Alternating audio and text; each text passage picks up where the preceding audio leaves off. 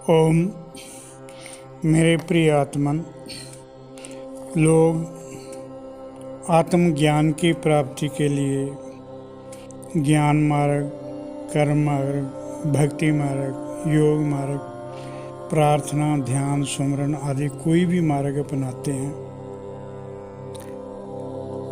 अगर इनका ठीक व लगातार अभ्यास किया जाए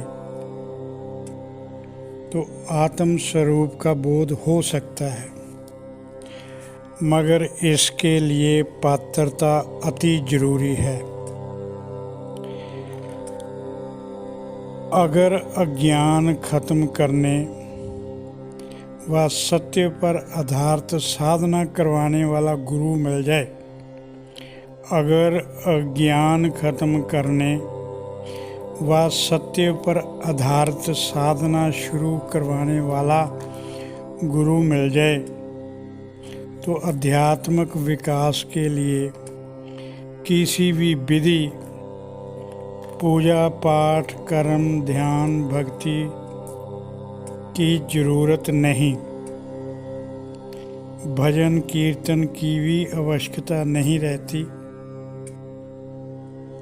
गुरु सीधा ब्रह्म ज्ञान को प्राप्त कर सकता है।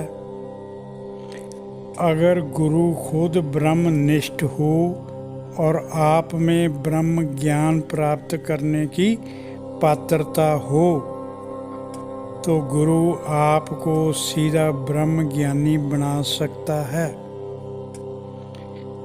इसके लिए साधक को गुरु से पात्रता ग्रहण करनी होगी। जैसा गुरु कहता है वैसा करना होता है। साधक को धर्म के नाम पर क्रियाओं व आडंबरों में साधक को धर्म के नाम पर धार्मिक क्रियाओं व आडंबरों में फंसाकर उसके अहंकार को उकसाया जाता है व अज्ञान व अंधविश्वास में धकेला जाता है। कामनाओं की पूर्ति का भरोसा देकर शोषण किया जाता है व असली लक्ष्य प्राप्ति से भटकाया जाता है। सारा जोर आध्यात्मिक दिखाई देने पर लगाया जाता है। ऐसा स्वरूप बना लो, ऐसा स्वरूप बना लो, ऐसे कपड़े पहन लो। सो सारा का सारा जोर धार्मिक दिखाई देने पर लगाया जाता है और लक्ष्य प्राप्ति से दूर ले जाया जाता है। ब्रह्मनिष्ठ गुरु के बिना अज्ञान खत्म नहीं हो सकता। सत्य का ज्ञान नहीं हो सकता गुरु के बिना। मन विकारों से मुक्त नहीं हो सकता। सत्य पर आधारित साधना की शुरुआत नहीं हो सकती। प्रभु दृष्टि नहीं बन सकती। अहंकार नहीं गिर सकता।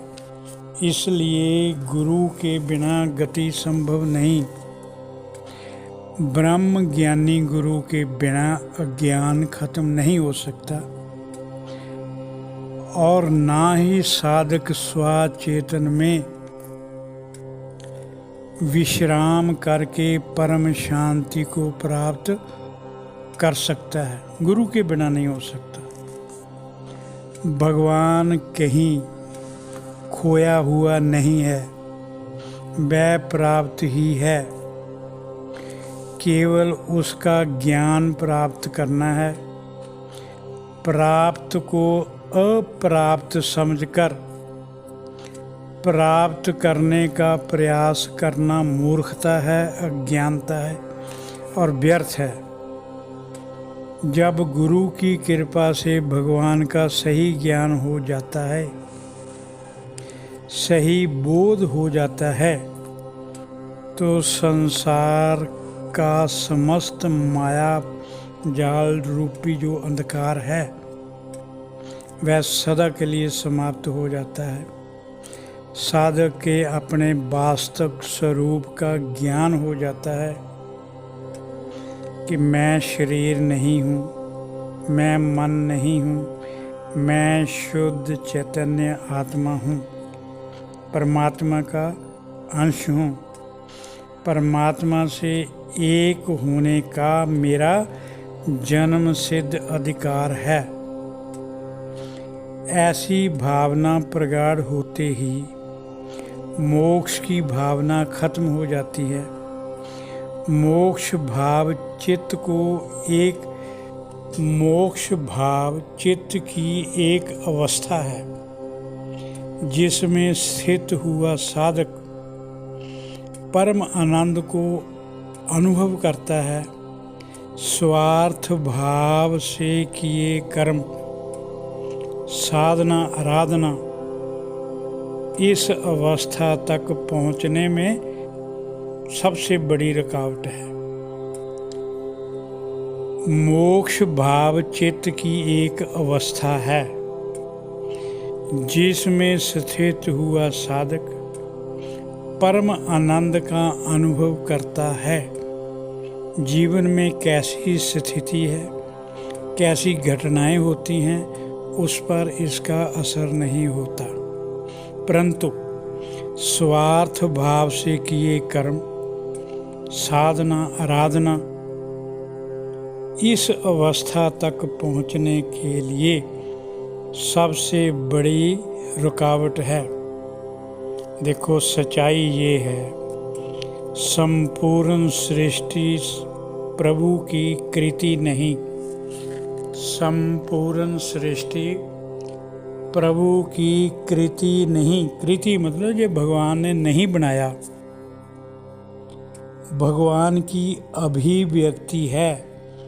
मैं एक से अनेक हो जाऊं, उसकी ये पूरी सृष्टि जो भी हम देखते हैं, जो भी हमें दिखाई देता है, अनुभव होता है, वह सब का सब प्रभु का फैलाव है, प्रभु की अभिव्यक्ति है। सृष्टि में ईश्वर नहीं, बल्कि ये सृष्टि ही ईश्वर है। ध्यान से सुनिए, सृष्टि में ईश्वर नहीं, बल्कि ये सृष्टि ही ईश्वर है। आत्मा, परमात्मा, ब्रह्म ये भिन्न नहीं हैं। जीव व जगत में कोई भिन्नता नहीं। प्रकृति व जगत एक ही तत्व के बने हैं। जड़ व चेतन उसी प्रभु की अलग अलग अवस्थाएं हैं। जड़ व चेतन या सुषुप्त अवस्था में जो भी पड़ा है इस ब्रह्मांड में, वह उस प्रभु की अलग अलग अवस्थाएं हैं। ये दो नहीं, भिन्न नहीं, एक ही तत्व से बना हुआ है। सर्व खलिंदम ब्रह्म, सब गोविंद है, सब गोविंद है। गोविंद बिन नहीं कोई, तत्वमसि सोहम शिवोहम अहम आत्मा ब्रह्म। और फिर जिसके लिए आपको डराया जाता है, उसका मेन कारण क्या है? मरण जन्म का चक्कर, विषयों के प्रति वासना का होना। विषयों मतलब कामना, अपेक्षा, तृष्णा का होना जन्म मरण के चक्कर में डालता है। स्वर्ग की कामना भी बंधन है। सब प्रकार की कामनाओं, वासनाओं से ऊपर की स्थिति मोक्ष की स्थिति है। सब प्रकार की कामनाओं, वासनाओं, उपेक्षाओं से ऊपर की स्थिति मोक्ष की स्थिति है। इस स्थिति में स्थित हुआ साधक जीते जी मुक्त होता है, जीते जी मोक्ष को प्राप्त होता है, जीते जी मरण जन्म के चक्कर से मुक्त होता है। इस स्थिति को प्राप्त करने की पहली शर्त वैराग्य। वैराग्य से ज्ञान होता है और ज्ञान से मुक्ति का रास्ता खुलता है। अज्ञानी कुछ नहीं कर सकता।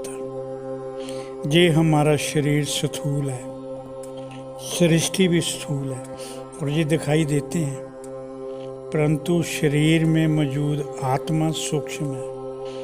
शरीर के भीतर जो सूक्ष्म तत्व आत्मा है वह दिखाई नहीं देता। शरीर के प्रति हमारा प्यार होने के कारण, शरीर के प्रति हमारा प्यार होने के कारण हमारा लगाव विषय भोगों की तरफ होता है। आत्मा सूक्ष्म है और शरीर के भीतर होने के बावजूद अज्ञान के कारण हमें उसका प्रत्यक्ष अनुभव नहीं होता। वासनाओं में फंसा हुआ मन अपने मूल स्वरूप आत्मा को भूल जाता है। इस संसारक प्रपंच के प्रति मोह का कारण आत्म अज्ञान है। परमात्मा के प्रति हमारा जब ज्ञान नहीं होता है तो ही हम इन सब चीज़ों के प्रति मोह रखते हैं, मोह में फंसे रहते हैं। और मोह में फंसे रहने के कारण ब्रह्मनिष्ठ संत शास्त्रों के ज्ञान से ज़्यादा शरीर में सूक्ष्म रूप में विराजमान आत्मा के रूप में परमात्मा का ज्ञान देना ज़्यादा जरूरी समझते हैं। परमात्मा शास्त्रों में नहीं, स्वयं में है। शास्त्रों के आगे जितना मर्जी आप झुको, उसमें परमात्मा को महसूस नहीं कर सकते। परमात्मा को महसूस अपने शरीर के भीतर ही किया जा सकता है, परंतु उसके लिए कंडीशन क्या है? जो शास्त्रों में प्रभु का सत्य का ज्ञान है, शास्त्रों से प्रभु ज्ञान मिलेगा और तब शरीर के भीतर विराजमान प्रभु अनुभव होने में वो सहायक हो सकता है। शास्त्रों से प्रभु का ज्ञान मिलेगा, शरीर के भीतर प्रभु का अनुभव होगा। प्रभु कहाँ मिलेंगे? शरीर के भीतर मिलेंगे। शास्त्रों से प्रभु को मिलने का ज्ञान प्राप्त होगा। भगवान शास्त्रों में नहीं, शास्त्रों से मिले ज्ञान को आचरण में उतार कर गुरु कृपा से भगवान सबसे पहले शरीर में अनुभव होगा, फिर इस ब्रह्मांड के कण कण में अनुभव होगा। ओम शांति।